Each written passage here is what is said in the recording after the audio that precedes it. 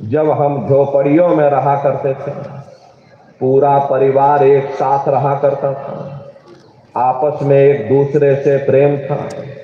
शाम को थके हारे घर वापस आते थे, गा बजा करके निश्चिंत हो करके सो जाते थे।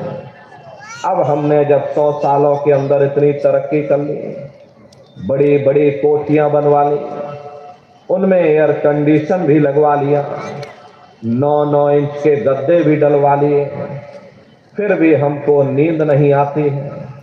नींद की गोलियां खा खा करके सोना पड़ता है।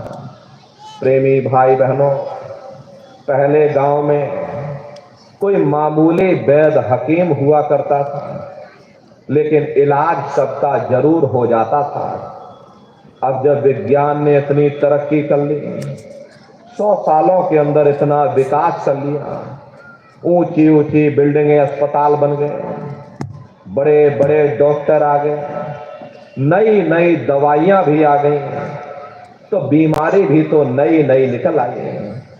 इसका मुख्य कारण एक ही है, लोगों का खान पान गंदा हो गया है।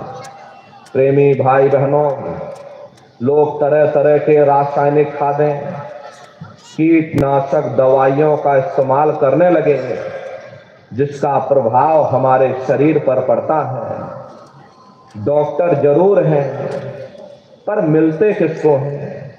और मिल भी जाए तो अस्पतालों में चारपाइयां कहाँ मिलती हैं? बीमार तो बेचारे बरामदों में पड़े रहते हैं। और हम कहते हमने तरक्की कर ली।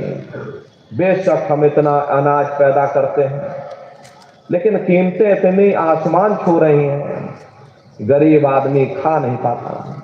अरे अमीर आदमी तो वैसे भी नहीं खाता है, क्योंकि उसे शुगर हो रखी है, लेकिन गरीब को मिलता नहीं है, क्योंकि कीमतें आसमान छू रही हैं। फिर ऐसी तरक्की से किसी का क्या फायदा हो सकता है?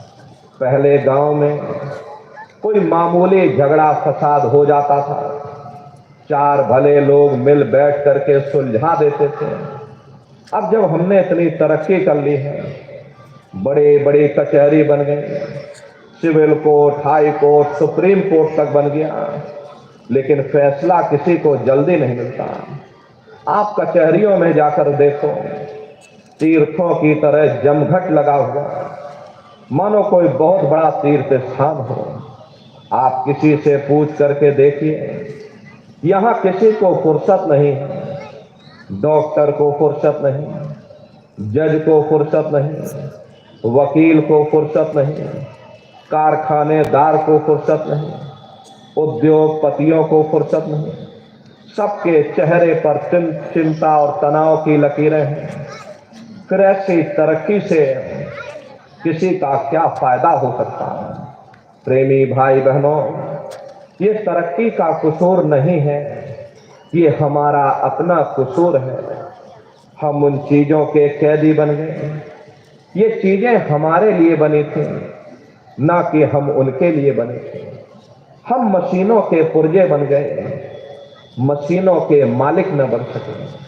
हमको मालिक बनना चाहिए, सबको रोटी मिलनी चाहिए थी, सबको कपड़ा मिलना चाहिए था, सबको मकान मिलना चाहिए था, सबका मन निश्चिंत होना चाहिए था।